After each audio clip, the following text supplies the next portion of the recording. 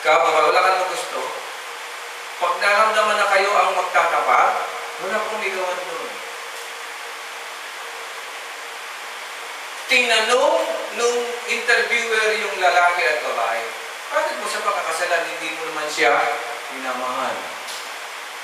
Tama? Bakit ikaw pinakasalan mo sa babae, yung lalaki, hindi mo naman siya minamahal? Alam niyo ano sagot nila? Ang pagmamahal at pag-ibig ko, tsaka na po yun pag nakasal na kami.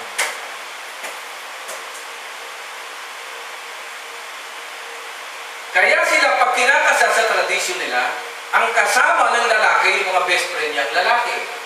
Ganun po eh. Tawag natin yan sa ating tradisyon, abay na lalaki. Tama? Ang kasama ng babae ay yung abay niya o mga best friend niya, babae. Tama? Pag kinakasal sila, magkahiwalay po sila. Hindi po sila nakikita. Sa atin, ang tradisyon natin, nilalagyan lang ng belo yung babae, kita rin naman yung mukha. Tama? Bineluhan nga. Kasi tataas ko niya, simple. Sa kanila po talaga, hindi po. Nasa kabilang panig yung lalaki, yung babae. Tapos meron po rito putinang hindi sila nagkakakitaan. Naintindihan niyo mga kapatid. Sa araw ng kasal, bubuhatin po ng lalaki, yung lalaki, tataas. Tapos yung babae, bubuhatin naman. Magkikita ngayon sila sa taas. For the first time, makikita ng lalaki yung pakakasalan niyang babae. At yung babae, makikita niyo yung pakakasalan niyang lalaki. Amen.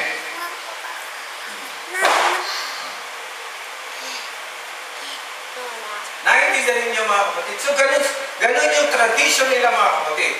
Tsaka ibababa ngayon yung kurtina. Tsaka lang sila magkikita. Sa atin, may mga ganyan tradition. Sa Muslim, ganyan din po. Di ba? Yung dowry, isa babayaran mo pa nga yung pamilya para mo mapakasalan yun. So, iba-iba tayo ng tradition. Sinasabi lang natin, sa kanila, ganun ang way nila. So, hindi sila nagdidepend sa may gusto ko sa iyo, hindi. Nagdidepend sila saan? Palaging pumapasok sa isip nila, itinakda kami ng Panginoon Diyos. Ganun po sila. Walang pangako na paliligayahin kita, magiging maganda ang buhay mo sa akin. Wala po ganun.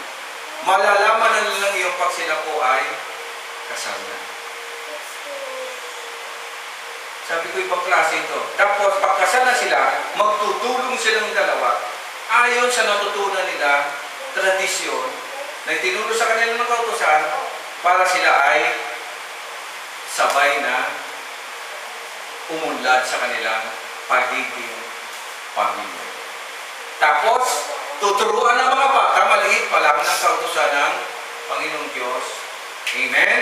Up to 11 years old. Hanggang 11 years old po yun. Pagdating niya ng 12, dadalhin na yung bata, lalo na paglalaki, dadalhin yung batang lalaki doon sa parang wala na yung templo. Dapat sa templo yung dadalhin eh. Ngayon, sa wall na lang. Pagkatapos, for the first time, hindi na tuturuan ng magulang yung lalaki o yung anak nila, kundi magkukusa na silang magbasa ng salita ng Panginoon. So, ganun po at takbo ng kanila. So, kalalakayan na nila yung mga kapatid. Kalalakayan na nila. So, ganun ang ng kanilang tradition. So, ang pagmupo sa kaisipan at puso ng mga tao, mga Hudyo, dahil silang pinag-uusapan dito, magmula pa yan sa pag-asawa, paglilihi, pagkapanganak. Hindi ba kayo nakalata sa gospel, sino unang pinag-usapan? May gusto ba si Mary kay Joseph? Hindi nyo nalata yun? Lahat.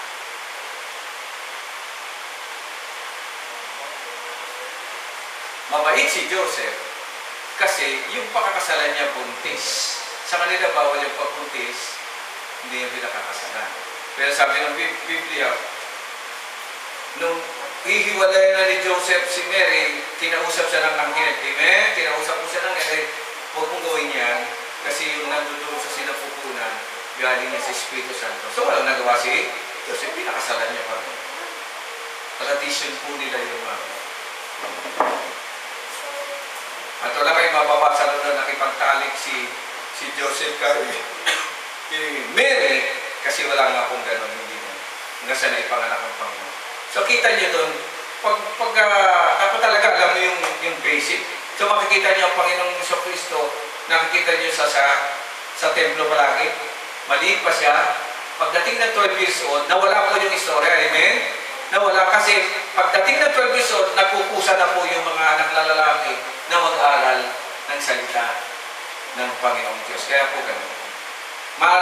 Bumalik lang siya at the age of 30, kasi pagdating sa age ng 30, magdidesisyon yung batang lalaki kung siya ay maglilingkod sa templo o hindi. Amen. Kaya pagdating ng 30, nakita niyo ang Panginoon, nagdesisyon niya, una niyang ginawa ng pabautismo. Kasi ganun po ang patakaran magpabautismo ka. Pag-ahon niya, kinonfirm na ang Holy Spirit na siya yung Christ, yung Messiah. So, ganun ang takbo. Ganun po ba ang buhay ng Pilipino? Ala, pagkapanganak niyan, party! Blow dito, kainan dito. Sabi ko, kahawa naman yung sagot. Hindi naman siya kumakain eh. Hindi naman siya nakikinabang. Di ba? Hindi mo. Kung mahalin naman yung sagot. Binyagan niya. Ano naman? Kainan na naman. May pa 7 years old pa tayo. Wala ka na. Natatawa. Tapos sa babae, may padibo-dibo pa. Ay, naku. Okay. Tradisyon natin. Para tayo magagawa. Pero ang sinasabi ng Biblia, mga kapatid,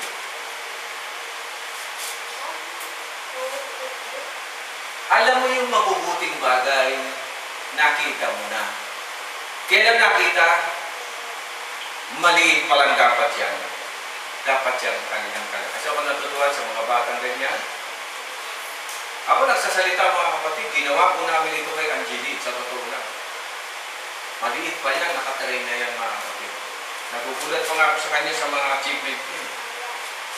Kasi yung record ng lahat ng prayer niya, mga ano niya, hindi ko grabe ko siya. Halatang siya'y lumaki sa salita ng Diyos.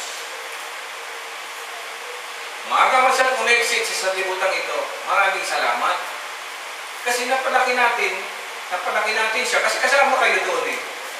Sa harap ng pagtuturo ng church, ng simbahan, sa ngalan ng Panginoong Diyos. Okay, sabi, nalalaman mo, tama na, nalalaman mo ang kanyang kalooban, nakikilala ang mabubuting bagay, ang ganda ng katangian, ano? Itinuturo sa iyo ng kautusan. Ang palagay mo ay taga-akay ka ng bulag, tanglaw ng nadilim lang, tagapayo sa mga hangal, yan po gawain kasi ng nakakakalaw ng salita ng Diyos, tagapagturo sa mga bata, yan na nga. Yan mga natuklasan mo sa kautusan ang buong kaalaman at katotohanan. Saan mo malalaman ang lahat? Ito hindi inaano ng iba eh. Malalaman po ninyo yan sa kautusan.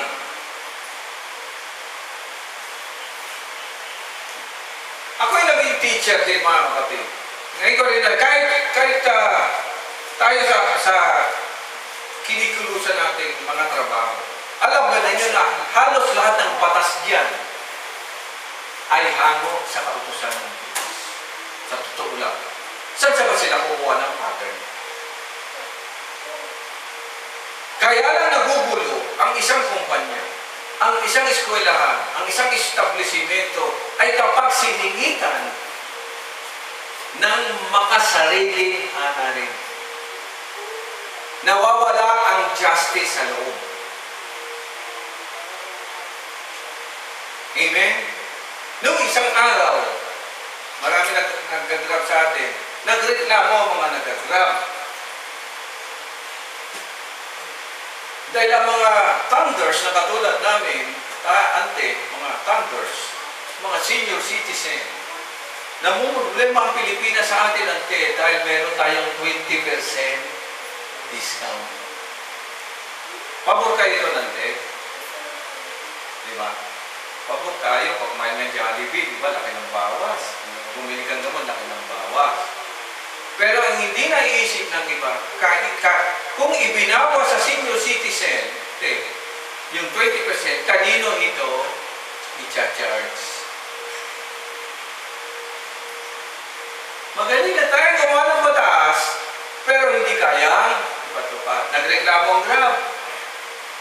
Kasi yung discount ng mga senior citizen pag nag-Grab, sa kanila, nagka-charge, sa kanila binabawa. Ano makikitain nila? Eh kung sumakay sa isa sa loob ng isang araw ay puro matatanda, patay ka. Pangalawa, kaya marami nagagalit sa akin eh. Ayuda ng senior citizen. Ante, nakakatanggap ba kayo? Ilan taon na kayo, ante? 79, wala pa kayong natatanggap. Ako 62, wala pa rin ako natatanggap. Pero may batas tayo na nagsasabi na kapag ikaw ay senior citizen, ikaw ay meron ng ayuda. Nasa na?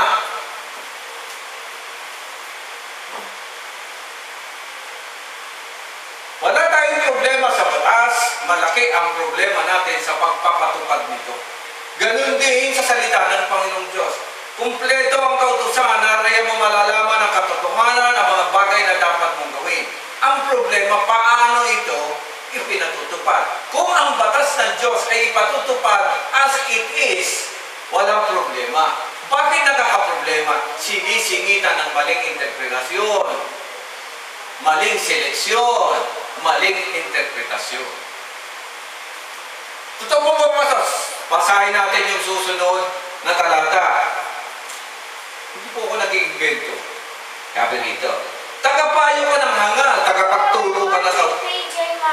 nagtuturo ka sa iba. Verse 21, bakit hindi mo turuan ang iyong sarili? Uy, nangangaral ka laban sa pagnanakaw. Bakit ka nagnanakaw? Ay, yan ang sinasabi natin. Sinasabi mo huwag kang mangalunya, nangangalunya ka naman. Nasusuklam ka sa mga Diyos-Diyosan, bakit ka pumapasok sa mga templo nito? Ayan, makapagnakaw ka lamang, ipinagmamalaki mong saklaw ka ng kautusan, ngunit nilalapastangan mo naman ang Diyos sa pagsuway mo sa kautusan. Sapagkat nasusulat, ang pangalan ng Diyos ay nilalait ng mga hintil dahil sa inyo.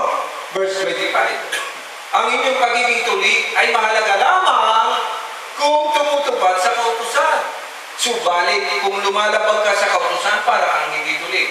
Kung ang hindi tuli ay gumagawa ng ayon sa hinihingi ng kautusan, hindi ba siya itinuturing na tuli? Kaya nga kayong mga tuli ay hatulan ng mga hindi pa. Napunta tayo sa tuli.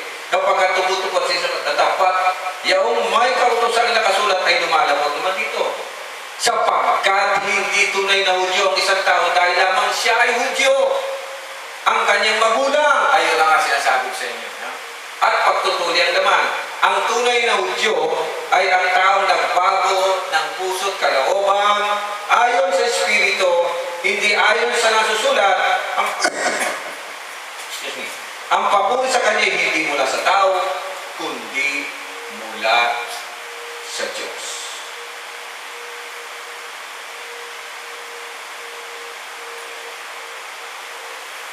Ay, nakaw mga kapatid.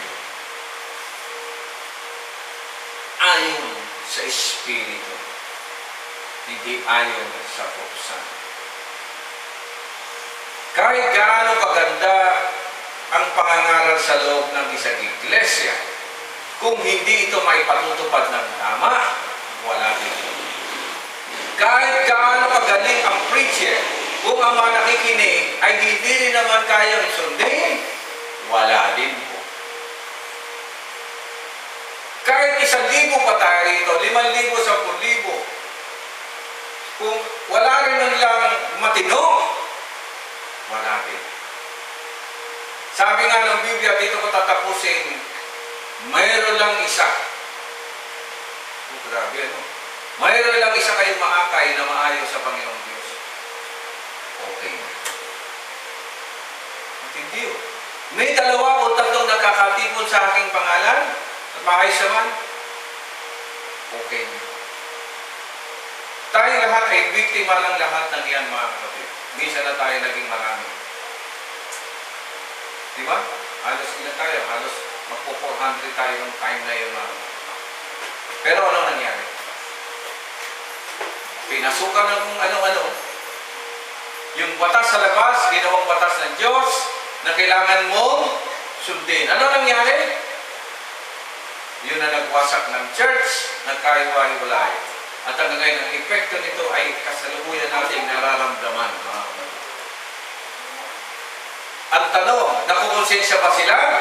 Ang sagot ko, hindi. Mga walang konsensya. Wala lang.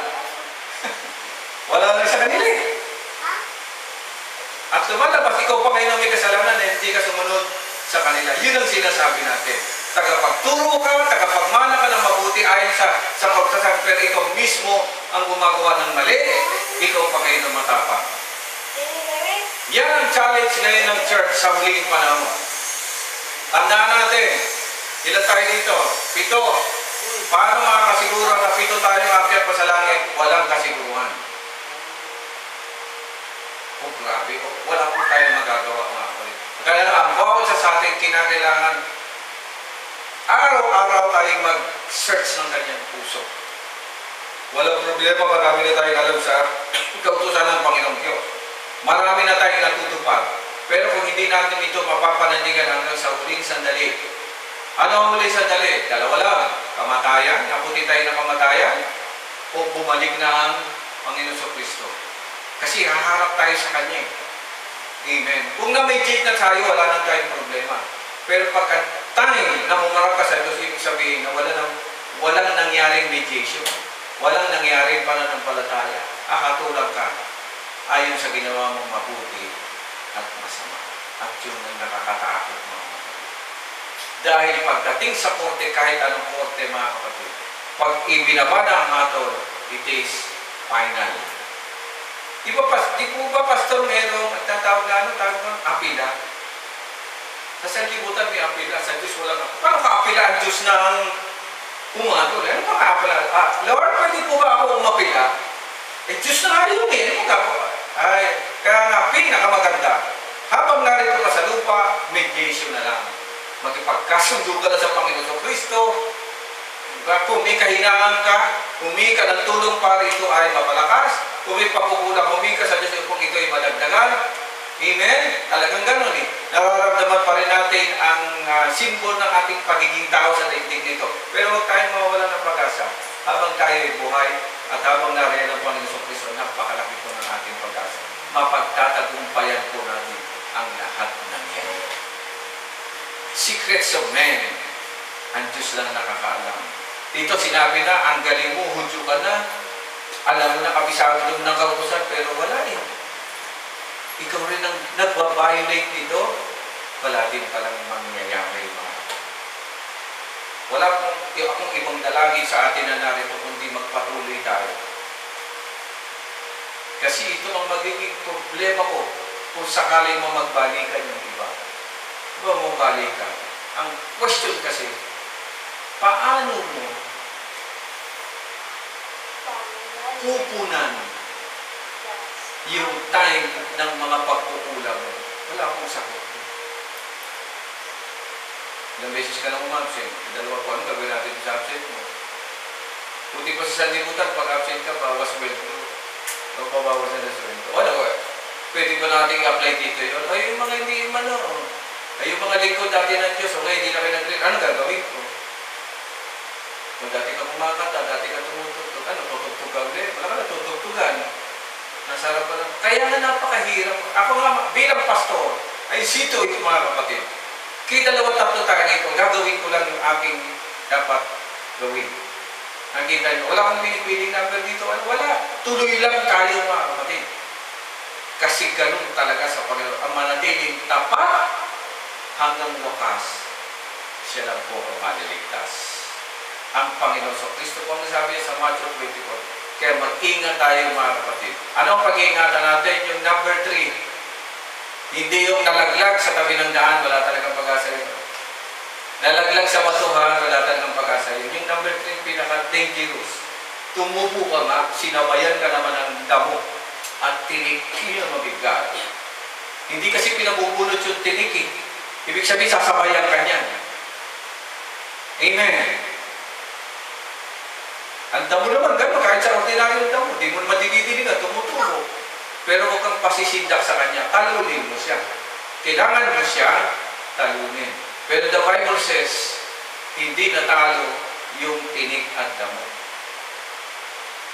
Ay, pero yes, pagdating ng alalahanin, problema, pag-ibig sa lapi, talo na agad. Maganda yung number 4, mabuting lupa. Ito yung sinasabi kanina ni Paul. Ang likas na mabuti, yung likas na bait, meron yan. Pag likas na talaga ganyan yan, wala kang kahit anong pagsubok o gawin mo yan, hindi mo kayang pabagsakin. Hindi mo yan kayang talunin. Yun ang aking may papayo sa bandang huli. Let's stick to that. Huwag mo lang tingnan anong nangyayari sa paligid. Be aware. Baka madamay ka pa. Yun ang isang ugali na pinag-aaralan ko kay Noah.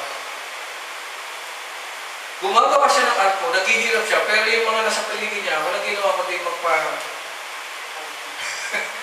party, kailan ng kailan, naghihirap ka.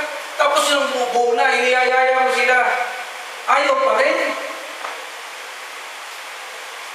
Mabuting tao si Noah and family sa totoo na. Ganito din si Lot. Pero wala silang nagawa eh. Amen? Nung sinabi sa kanilang isara na ninyo, ang arko, yung ano ng arko, ako palagay ko ayaw nilang gawin yun eh. Kailang utos eh. Kasi alam nila pag naisara yun, wala nang pwedeng magbukas. Yun yung sinasabi ba? Pag sinara na, hindi nyo pwedeng buksan. Pag binuksan na, hindi nyo pwedeng isara. Hindi po natin trabaho kasi trabaho po yung Panginoon. Sana po makasampa tayong lahat sa arko ng Panginoon. Amen? Sana po pag katulad sa Lot, 40, 30, pabos, 20, 10 na lang. Wala pa rin. Ilan? 4. Dati sigurado sa pa isa. 3 na lang. Ay, ako naman. Ay, pala sinabi 2 o 3 na lang. Sabi ko, huwag naman, Lord. Mabaan naman yung pasensya. Dito pa kami rito. Wala na sanang matanggal. Meron kami tayo mga kapatiran na hindi pa kasi namatay na, di ba? Hindi pa graduate na. Kasama natin yun. Sa kasalukuyan, ito tayo maging matatag lang ng ating loob. At hindi naman tayo pinababayaan ng ating Panginoon Diyos. Amen. Purihin siya. Pagtuloy na lang natin ito sa susunod na linggo. Pero dito ko iwan sa inyo ang mensahe ito. Walang nakakaalam sa atin kundi ang Panginoong Diyos lang. Amen. We cannot live in hypocrisy, pero ako natutuwa naman dahil yung natitira, nakikita mo ang struggle natin, nakikita natin yung persistence natin, tuloy lang natin ito. At nawa, maging inspiration pa tayo ng mga marami. Ang kapatid. Ako naniniwala, darating tayo sa second batch ng mananampalataya. At ako, excited na ako dyan mga kapatid. Second batch ang ililigtas ng Panginoon ay, kasi first batch natin, tapos na tayo doon. Ito sanang second batch na matapos kayo patatagin ng Panginoon, ay marami pa kayo maakay kahit sa huling sandali. Minsan natatakot ako eh. May sinabi naman, 2025, the most dangerous year. Paano ba nung ako yun? Ayon sa prophecy, and 2031, darating naman ng Panginoon. Oh, yan na naman ako. Nagbigay na naman kayo ng ano. Pero, walang ano, di ba? Kasi 7 years yan eh. From 24 to 31, 7 years tribulation. Ba, hindi tayo sana naniniwala, pero ingat tayo. Baka may sobrang kumpiyansa mo ay bumagsak bawat sa atin. Ako natutuwa lang ako sa church natin. Nag-i-improve na yung ano natin. Hindi napansin, nag-i-improve. Sabi ko parang mabalik sa basic. Yung sa umpisa, kasi wala tayong ganito sa umpisa eh. At sana nga yung pagkakakumpleto nito, yung pag-upgrade nito, kung yun ang magandang term, ay sumabay sa ating pananampalataya. Pagpalain tayong lahat ng ating Panginoong Diyos. Tayong lahat ay tumayo at tayo po ay tumapo sa communion.